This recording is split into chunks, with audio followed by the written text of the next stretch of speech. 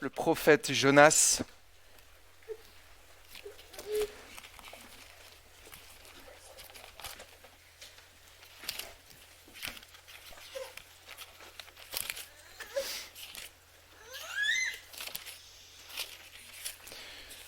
Jonas, chapitre 1er. Je vous laisse 2 minutes pour trouver ce petit prophète. Petit mais non moins important.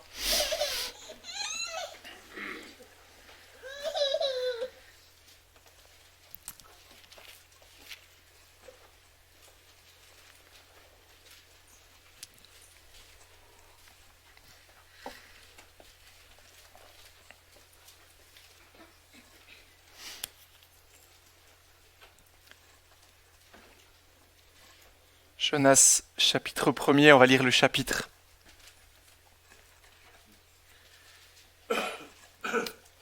La parole de l'Éternel fut adressée à Jonas, fils d'Amittai. Lève-toi, va à Ninive, la grande ville, et crie contre elle, car sa méchanceté est montée jusqu'à moi. Jonas se leva pour s'enfuir à Tarsis, loin de la présence de l'Éternel. Il descendit à Jaffa.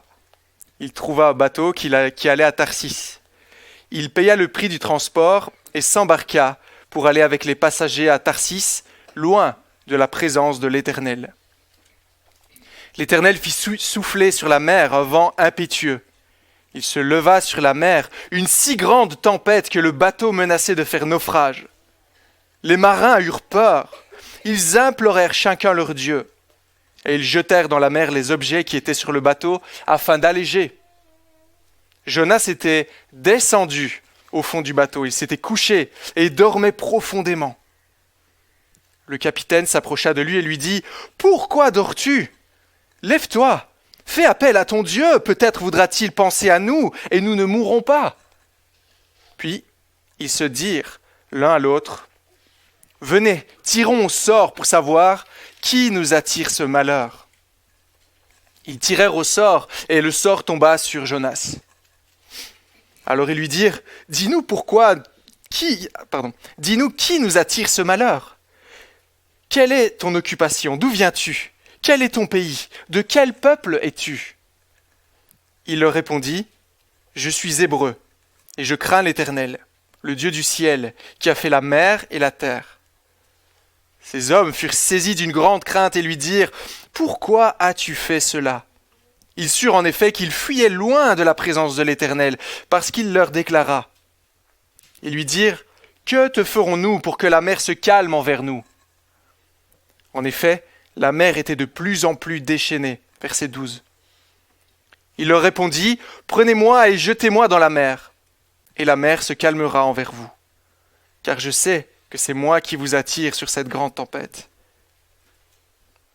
Que c'est moi qui attire sur vous cette grande tempête. Ces hommes ramèrent pour gagner la terre ferme, mais ils ne purent pas y arriver, parce que la mer était toujours plus déchaînée contre eux. Alors, ils s'adressèrent à l'Éternel et dirent « Éternel, ne nous fais pas mourir à cause de la vie de cet homme, et ne nous cherche pas du sang innocent.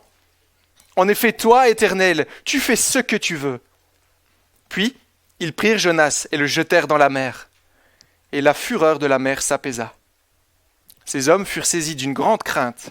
Et de l'Éternel, ils offrirent un sacrifice à l'Éternel et firent des vœux. Je vous invite à une seconde lecture dans le psaume 139. Le psaume 139.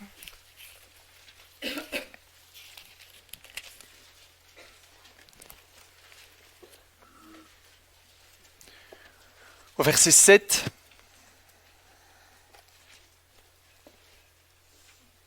psaume 139, verset 7.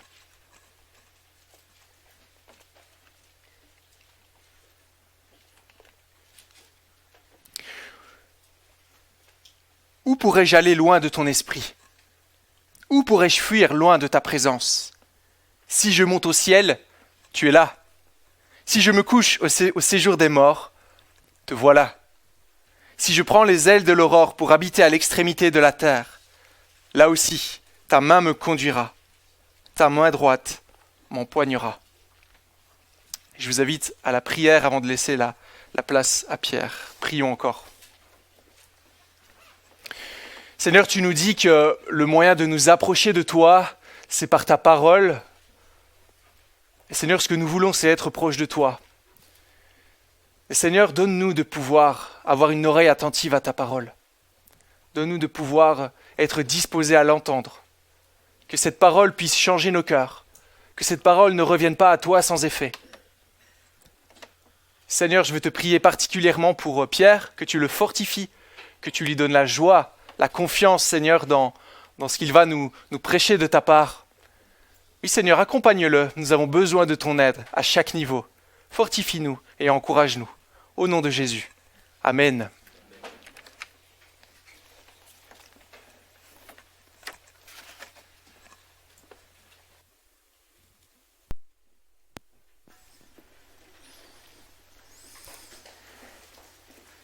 Bonjour à tous.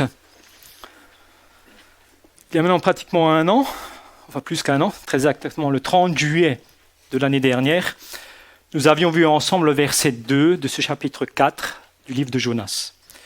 Dans ce verset, le Seigneur nous parlait de sa grâce imméritée et immense envers nous les hommes et plus précisément son peuple, ses enfants. En fait, c'est le thème du livre de Jonas tout entier. Il nous révèle la grâce de Dieu envers des hommes impies qui se repentent de leurs péchés. Nous découvrons dans ce livre la puissance et la souveraineté de Dieu qui accomplit des miracles pour sauver Ninive, la ville païenne. C'est donc un sujet qui nous intéresse au plus haut point. Je vous propose donc de revenir, Valentin l'a lu, dans ce premier chapitre de Jonas. Mais avant, je voudrais vous interpeller. Est-ce que notre Église évangélise ? Est-ce que vous évangélisez ? Mais quelle question, bien sûr. Notre plus grand désir, c'est d'annoncer l'Évangile, de rayonner de l'Évangile. Toutes ces personnes à côté de nous qui vivent sans espérance et sans Dieu dans le monde, qui vont vers une perdition éternelle. C'est évident. En plus, nous sommes une Église évangélique et même réformée baptiste. Nous aimons, nous chérissons les doctrines de la grâce. Nous sommes enthousiastes et nous attendons la moindre occasion pour annoncer l'Évangile. Tout le conseil de Dieu. À mots frilaires, ils sont costauds, attention. Vous êtes convaincus de ce que je viens de vous dire, n'est-ce pas ? Mais est-ce vraiment le cas ? Maintenant, si vous avez un voisin qui, disons-le gentiment, est embêtant, il refuse de mettre en place un grillage, il fait toujours du bruit, il n'est jamais content. Et la dernière fois, il vous a parlé sur un ton, mais alors là, ou alors au travail, vous savez, ce chef qui n'est jamais content et qui veut faire du travail inutile.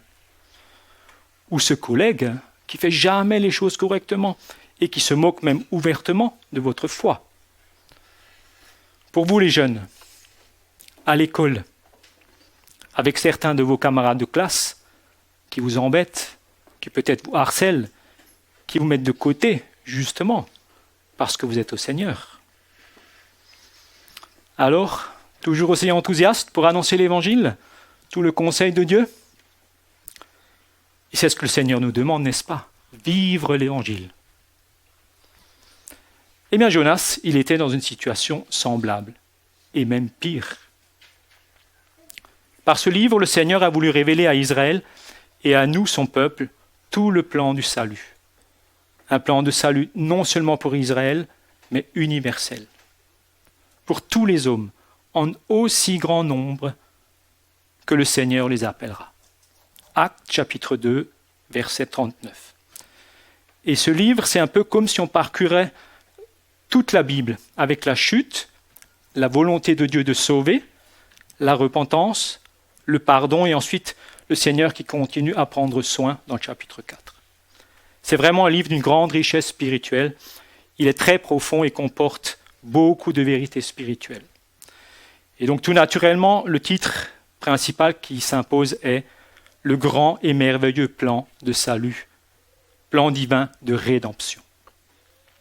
Nous verrons le livre en plusieurs fois et chaque prédication aura un titre. Et je vous commence donc de commencer par le chapitre 1er, pour lequel le titre est « La volonté de salut de Dieu ». Nous aurons 3 points ce matin. Le premier qui est la volonté de sauver de Dieu. Le second, la désobéissance de Jonas. Et le troisième, l'Éternel règne. Mais avant de commencer à voir ensemble le texte, il me semble important de le reconstituer dans son contexte. L'histoire de Jonas se déroule à un moment où Israël connaissait une période de paix et de prospérité. Mais en même temps, cette période était pauvre spirituellement, elle était marquée d'idolâtrie. Dans ce livre, le Seigneur demande donc au prophète d'aller prêcher la repentance aux habitants de Ninive. Jonas refuse et fuit loin à Tarsis, qui est une ville située juste à l'opposé. C'est donc le chapitre 1 que nous allons voir ce matin. Le Seigneur le ramène par l'histoire du poisson, c'est le chapitre 2. Ensuite le chapitre 3, où Jonas prêche à Ninive, comme le Seigneur le lui a demandé, et où les habitants de Ninive se repentent.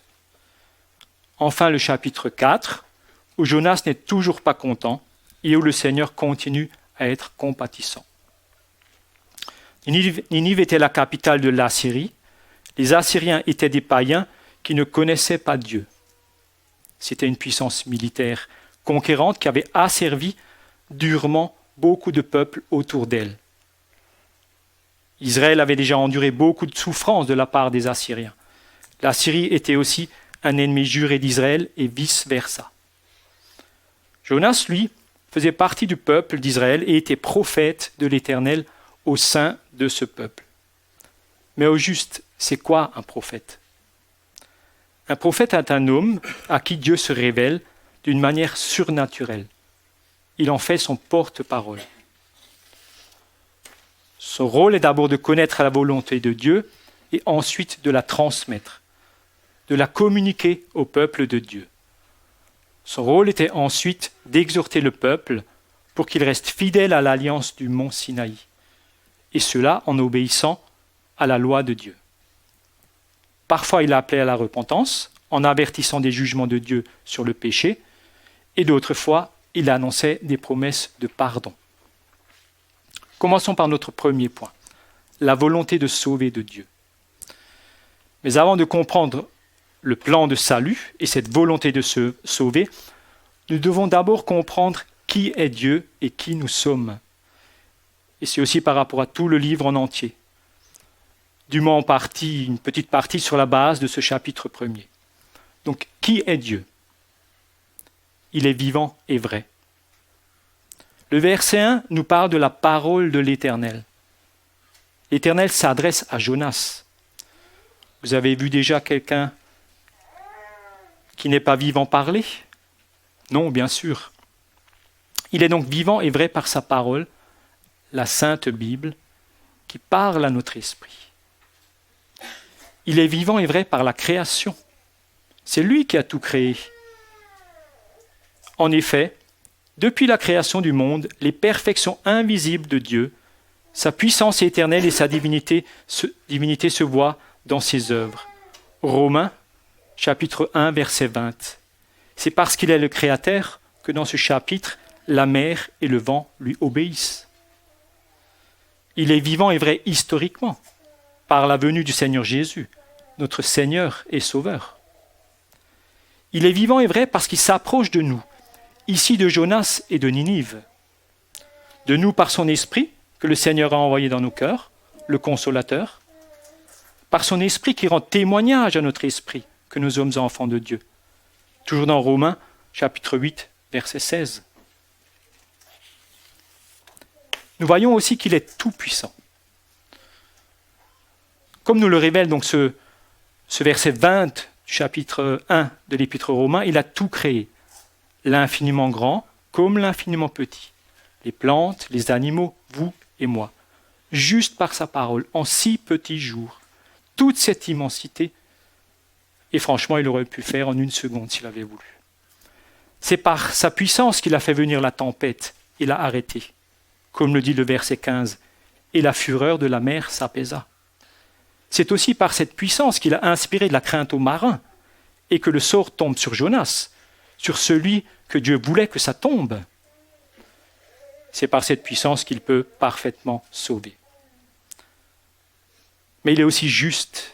C'est le verset 2. « Lève-toi, va à Ninive, la grande ville, et crie contre elle, car sa méchanceté est montée jusqu'à moi. Crie contre elle, contre son orgueil. La grande ville, ah, je suis grand, puissant. » Ninive, la grande ville, était tout entière dans le péché. Une ville païenne dont la culture, la civilisation, les mœurs, tout enfreignait la loi, la juste loi de Dieu. Donc Dieu envoie son prophète à Ninive pour prévenir les habitants que s'ils ne se repentent pas, il va les juger et les condamner. Vous voyez, Dieu ne supporte pas le péché, crie contre elle. Il ne supporte pas la méchanceté de Ninive, car il est juste, absolument juste, et nous le savons également 3 fois saint. Il ne laisse pas le péché impuni. Il ne le peut pas, il ne ferme pas les yeux sur le péché. Le juste juge qu'il est doit exercer la justice et rendre un verdict. Nous voyons aussi que c'est un Dieu qui s'approche de nous. C'est l'Éternel qui va vers Jonas et lui parle, il va vers lui. Il lui donne une mission et il va aller vers Ninive. Qui est Jonas ? Nous avons vu que c'est un prophète et qui fait partie du peuple d'Israël. À qui vous fait-il penser ? Dieu donne une mission extraordinaire avec juste un seul interdit. Et tout ce qu'il trouve à faire, c'est de transgresser cet interdit. Désobéir à Dieu, être indépendant de Dieu. Vous avez trouvé, hein ? Il s'agit bien sûr d'Adam et Ève. Il devait s'occuper du jardin d'Éden où tout était très bon. Juste s'occuper du jardin avec un seul interdit. Et il le transgresse. Quelle a été la conséquence ? La mort. Oui, la mort. Physique et spirituelle. Jonas, vous, moi, tous les êtres humains descendants d'Adam et Ève sont donc morts spirituellement. Et nous devons également mourir physiquement. Nous avons donc besoin d'être sauvés par un Dieu qui s'approche de nous. Cette volonté de sauver apparaît dès les 2 premiers versets et ensuite tout au long de ce premier chapitre. D'abord l'appel de Jonas, et malgré son refus, en l'emmenant là où il veut. Ensuite avec l'intervention des marins, les éléments physiques, la mer et le vent, avec la tempête. Et même quand il tire au sort, tiens, comme par hasard, ça tombe sur Jonas. Et cela ressort également dans tout le livre de Jonas, dans la manière dont le Seigneur y conduit les choses. Il intervient à chaque instant, il s'approche, il vient. Le Seigneur met donc en œuvre son plan de salut. Pour cela, il appelle Jonas, le prophète, je l'ai déjà dit, et lui demande d'aller prêcher la repentance aux Ninivites. Dans le cadre du contexte chrétien, c'est assez banal, normal, parce que toute la révélation, toute la Bible va dans ce sens. C'est un thème central et omniprésent. C'est ce qui anime ou devrait animer nos vies. Et en même temps, c'est tellement extraordinaire et merveilleux que le Dieu éternel, tout-puissant, absolument juste, se soucie de la méchante Ninive, se soucie de nous, qui, comme on va le voir, ne sommes pas meilleurs. Et Jonas, comment il réagit ? Lui, le prophète, ce privilégié d'être parmi le peuple de Dieu, eh bien, il s'enfuit, loin de la face de l'Éternel. Cette expression revient à 3 reprises dans ce chapitre. Lui, le prophète, qui avait une intimité avec Dieu, il s'enfuit. Il fait juste le contraire. Ninive est à droite, il va à gauche. On ne connaît pas vraiment la situation géographique de Ninive, mais vraisemblablement c'est au sud de l'Espagne. Et Ninive est du côté de l'Irak. Il refuse d'obéir à Dieu et s'oppose catégoriquement à sa volonté. Et c'est ce qui nous amène à notre deuxième point, la désobéissance de Jonas. Comment est-ce que Jonas désobéit ? En faisant des choix.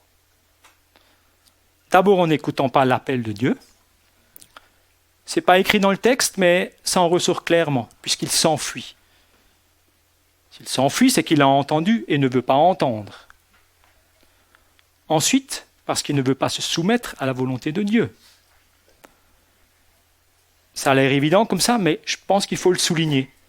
Jonas fait le choix de ne pas écouter et de ne pas se soumettre à la volonté de Dieu. Pour cela, il s'enfuit et la conséquence est la désobéissance à Dieu. Donc, comment ? Les causes de la désobéissance de Jonas. Alors, c'est bien sûr parce qu'il est de la race d'Adam et d'Ève, qui lui ont transmis leur nature pécheresse. Nous connaissons tous le psaume 51, le verset 7. « Voici, je suis né dans le péché, et ma mère m'a conçu dans le péché. » Mais c'est aussi à cause de son orgueil. Dans ce cas précis, l'orgueil spirituel. Il sait mieux que Dieu. Il a été instruit sur les choses de Dieu. Il fait partie du peuple élu de Dieu. C'est pas possible. Le Seigneur, il se trompe. Pas Ninive, c'est païens. Et qui en plus sont nos ennemis. C'est tellement évident. Jonas n'avait pas peur d'aller à Ninive. Il était prêt à mourir. C'était un prophète. Mais il ne voulait pas donner l'opportunité à Ninive de se repentir et de recevoir le pardon de ses péchés. C'était ça. Son orgueil était tellement grand, il devait détester les Ninivites. Et donc, les conséquences de cette désobéissance de Jonas, comme pour Adam et Ève, c'est la catastrophe. Et de suite. Alors évidemment, à vue humaine, quand on regarde comme ça, tout va bien.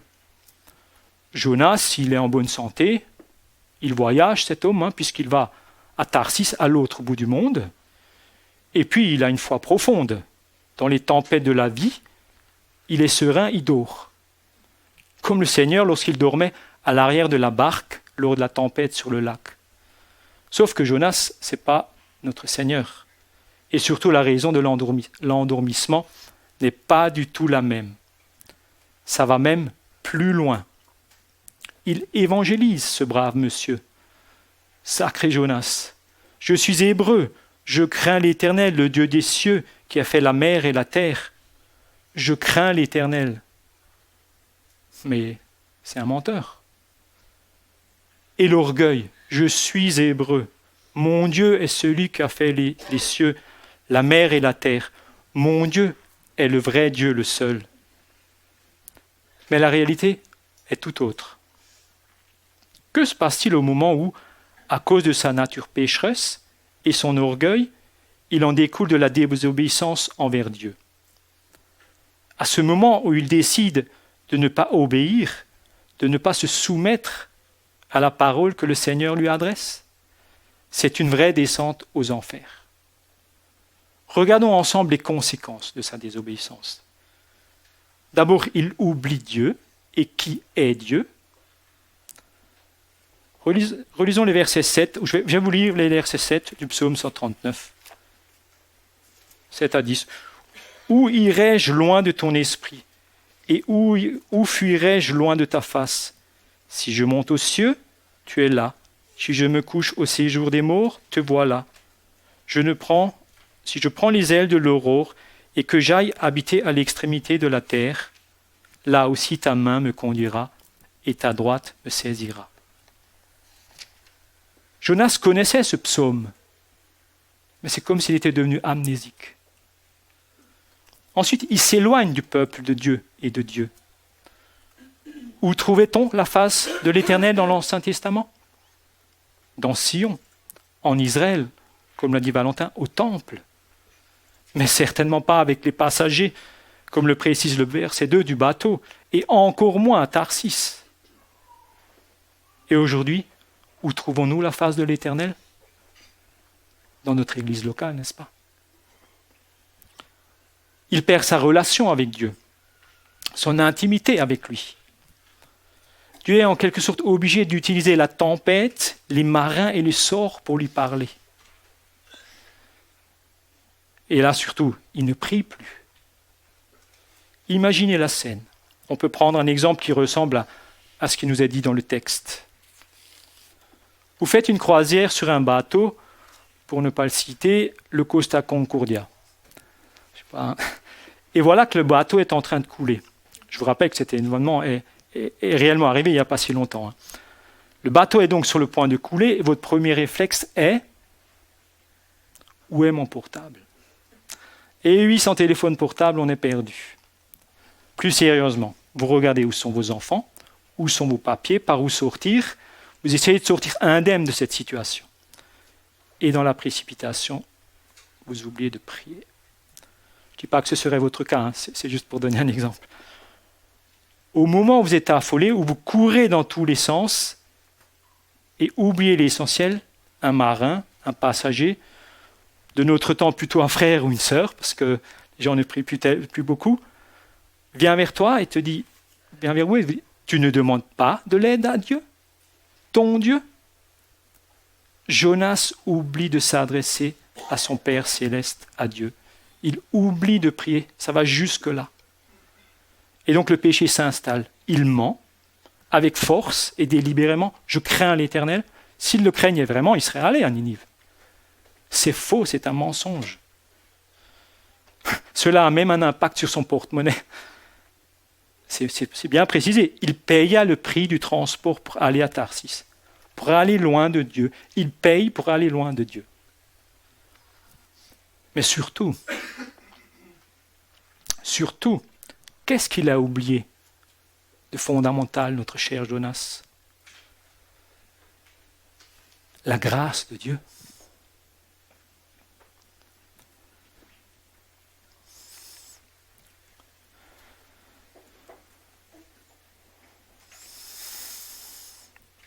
Cette merveilleuse grâce de Dieu,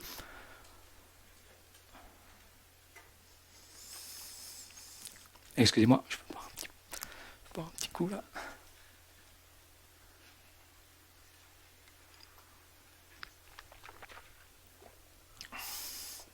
Oui, excusez-moi.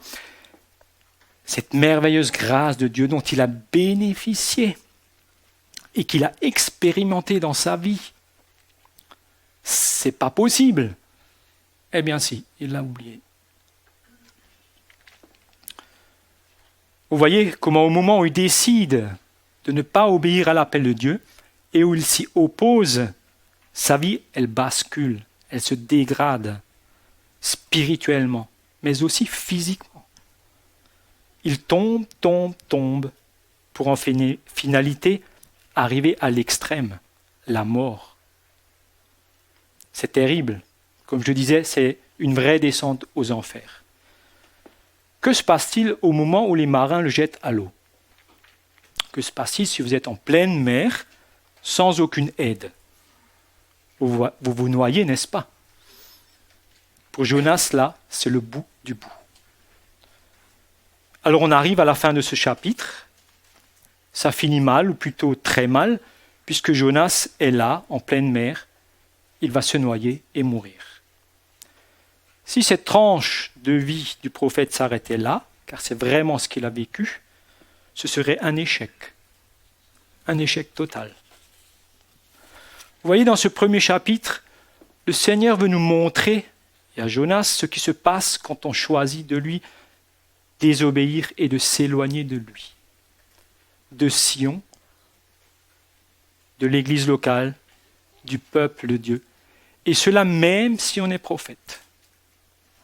L'histoire aurait pu s'arrêter là. Dieu est Dieu.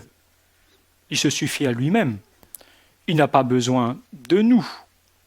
Mais il y a un mais. C'est le mais du début du verset 4. Alors il n'était pas dans ta traduction, Valentin, mais il est dans la mienne. Je me suis appuyé là-dessus. Mais l'Éternel. Ce mais, c'est que le Seigneur a un plan de salut. Il a la volonté de sauver Ninive et il va le faire. Il l'a décidé et cela va arriver. Quelle assurance pour nous! Et cette volonté de salut s'accomplit, on va le voir, avec bonté, avec grâce, patience, fidélité et souveraineté. Et c'est donc ce qui nous amène à notre troisième point. L'Éternel règne. Il règne avec bonté. Est-ce que vous voyez comment le Seigneur prend soin de Jonas et même des marins? Il fait tout pour le ramener à l'obéissance dans le droit chemin. Jonas fuit à l'autre bout du monde, eh bien soit, je vais le chercher et le ramener tranquillement, tout doucement. D'abord, il le fait réfléchir en faisant venir la tempête. Jonas s'embarque avec les passagers, vraisemblablement il fait beau, tout va bien, et soudain la tempête. Et là, il aurait dû, parce qu'il savait qu'il était en train de pécher, il aurait dû se dire « Halte, qu'est-ce que je fais ?» Alors attention à nos projets, s'ils sont contraires à la parole de Dieu ou s'ils font obstacle à notre vie spirituelle. Même si au début, ils paraissent être bons, tout se passe bien, ça ne veut pas dire que Dieu nous approuve. Ensuite, le Seigneur l'interpelle quand le capitaine du bateau vient vers lui et le questionne. « Pourquoi dors-tu ? Lève-toi, invoque ton Dieu. » Jonas réagit. Et le Seigneur continue en lui montrant la gravité de son attitude. Toujours au travers des marins, au verset 10. « Pourquoi as-tu fait cela ? C'est terrible. Tu viens de nous expliquer que ton Dieu est le vrai Dieu, qu'il a la toute-puissance, et toi, tu lui désobéis. » Tu as un problème. Mais le Seigneur continue à être bon avec Jonas. Et après l'avoir interpellé X fois, il lui donne encore une dernière chance, une dernière leçon. Jonas est au fait de ce qui se passe. On le voit au verset 12, « Car je sais que c'est moi qui attire sur vous cette grande tempête. » Il sait très bien ce qui se passe. Et là, le Seigneur utilise les marins pour lui donner une dernière leçon, pour qu'enfin il capitule devant son orgueil, qu'il se conforme à la parole de Dieu. On pourrait dire, il met le paquet. Donc le verset 13. « Ces hommes ramaient pour gagner la terre, mais ils ne le purent, parce que la mer s'agitait toujours plus contre eux. » En pleine tempête, alors que le bateau est en train de couler, alors qu'il vient de leur déclarer que c'est à cause de lui que ces malheurs sont là, les marins essayent de le sauver. Pourtant, ils ont peur, ils sont dans la crainte. Ils savent que la tempête vient de l'Éternel. Ils savent que l'Éternel est le seul vrai Dieu. Jonas vient de le leur expliquer, et ils l'ont bien compris quand ils disent « Car toi, Éternel, tu fais ce que tu veux. » Surtout, ils savent que Jonas avait pour mission d'aller à Ninive pour qu'elle se repente et soit réconciliée avec le Créateur. Il avait expliqué tout ça. Imaginez la scène, une tempête extrême. Vous savez, si les marins jettent leurs affaires par-dessus bord, c'est que ça va mal, très mal. C'est en quelque sorte leur outil de travail, leur gagne-pain, leur bas de laine. Et là, ils ont clairement conscience que c'est Jonas qui leur attire ce malheur. Et en plus, parce qu'ils refusent de faire du bien. Ils savent aussi que cette situation dramatique s'arrête dès qu'ils auront jeté Jonas dans la mer.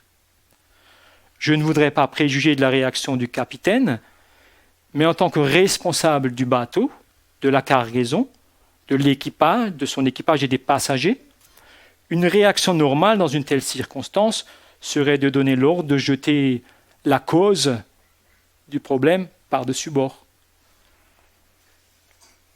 Et ainsi sauver l'équipage, les passagers et le bateau.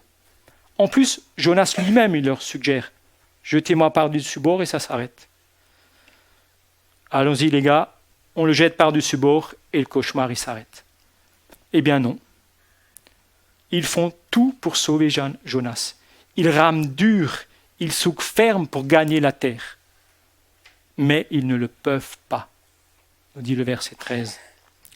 Si ça, ce n'est pas l'intervention de Dieu dans leur cœur, et si ce n'est pas l'intervention de Dieu pleine de grâce et de bonté pour Jonas, alors je ne sais plus.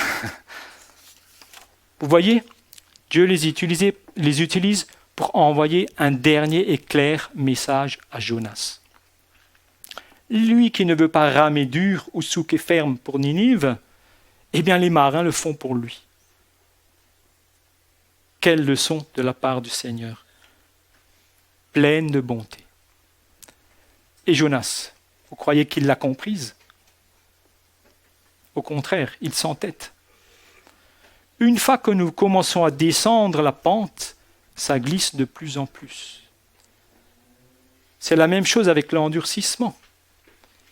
Il s'est de plus en plus endurci, au point de ne plus pouvoir discerner la grâce de Dieu, de ne plus être touché, impacté par cette joie et ce bonheur que procure la grâce de Dieu, et ensuite vouloir la partager. Et pourtant, il l'avait expérimenté, de ne plus pouvoir répondre à la parole de Dieu.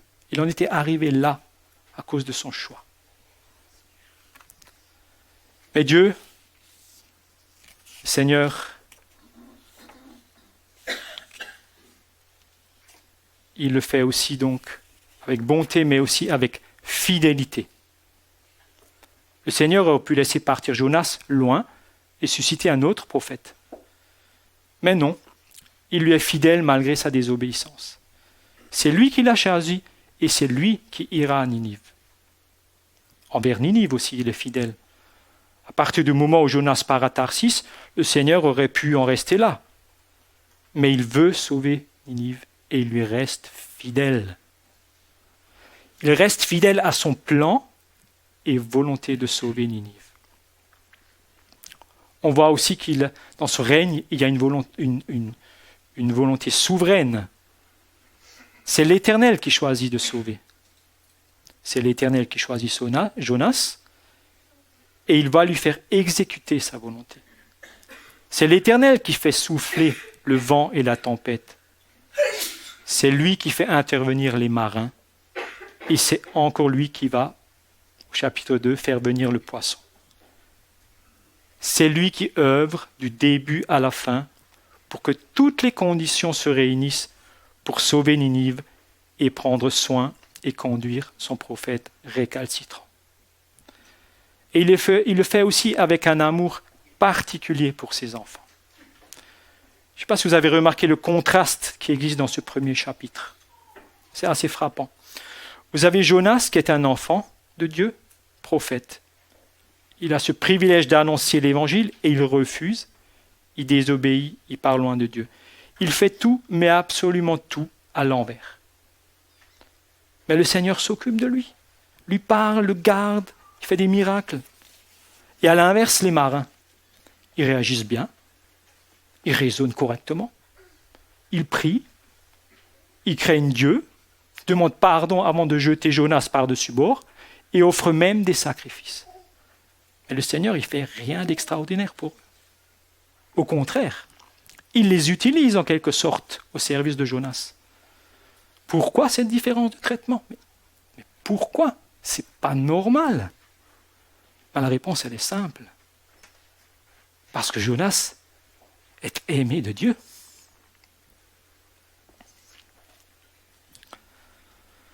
Pardon.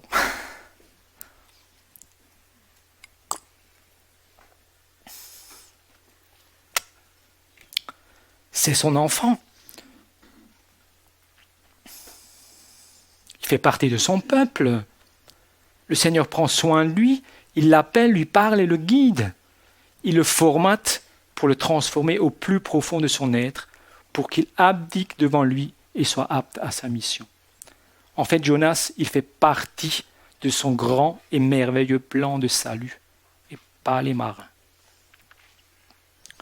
Les marins, ils sont incroyants. Ils ne connaissent pas Dieu l'Éternel, ils ont des dieux. Pourtant ici, ils ne sont pas loin, même très proches. Mais ce qui fait la différence, comme je l'ai dit, c'est l'Évangile. C'est l'amour de Dieu pour Jonas et pour Ninive. Et c'est ce qui m'amène à ma conclusion. Et pour cela, j'ai 2 questions. La première, à quoi et à qui vous fait penser toute l'action de Dieu dans ce premier chapitre? Ou si on le dit autrement, comment est-ce que le Seigneur réalise aujourd'hui et concrètement ce qu'il a fait pour Jonas? Son appel, en ne tenant pas compte de sa révolte, en le chérissant et en le conduisant avec patience et bonté, en lui montrant, rappelant sa grâce? Vous avez bien sûr la réponse. C'est l'Évangile. C'est par l'Évangile, c'est par notre Seigneur et Sauveur Jésus-Christ. La bonne nouvelle de sa grâce pour les pécheurs par Jésus-Christ. Il s'approche de nous par Jésus-Christ. Il prend soin de nous par Jésus-Christ. Il nous conduit par Jésus-Christ. Il accomplit son plan de salut par Jésus-Christ. Il pardonne nos péchés par Jésus-Christ. Le Dieu éternel par qui tout a été créé et par qui tout subsiste. Il est tout-puissant et infini, et il accepte de devenir un homme et de venir sur cette terre. Bien plus pour mourir sur la croix, pour nous réconcilier avec lui. Pour prendre nos péchés sur lui et nous donner sa justice. Mes chers frères et sœurs, ne fuyez pas loin de l'Éternel. C'est auprès de lui que nous avons la vie éternelle, mais aussi le bonheur ici-bas, la joie, la paix, la confiance, et même si nos péchés nous font passer par des tempêtes de la vie. Mes chers frères et sœurs, repentez-vous et allez sans attendre au trône de la grâce chaque fois que nécessaire. Rappelez-vous la grâce de Dieu envers vous chaque fois que nécessaire. Parce que nous avons tous des tempêtes dans nos vies. Quelle grâce d'avoir un Dieu et Père céleste comme l'Éternel. Et la deuxième question, êtes-vous des Jonas? Eh bien, je l'espère pour vous. Parce que c'était un enfant de Dieu. Parce que si vous n'êtes pas encore au Seigneur, si vous n'êtes pas des Jonas, si vous êtes encore comme les marins, vous savez maintenant que vous êtes sous le jugement de Dieu. Vous savez également que le Dieu des cieux qui a fait la mer et la terre a une volonté de salut, un plan de salut. Vous savez qu'il œuvre pour que son plan de rédemption s'accomplisse. Vous savez qu'il ne s'approche plus par la tempête ou les marins, mais c'est lui-même qui est venu par son Fils bien-aimé, le Seigneur Jésus. Alors n'attendez pas. Allez à Jésus-Christ, demandez pardon pour vos péchés et il vous pardonnera. Il a une volonté de salut. Amen.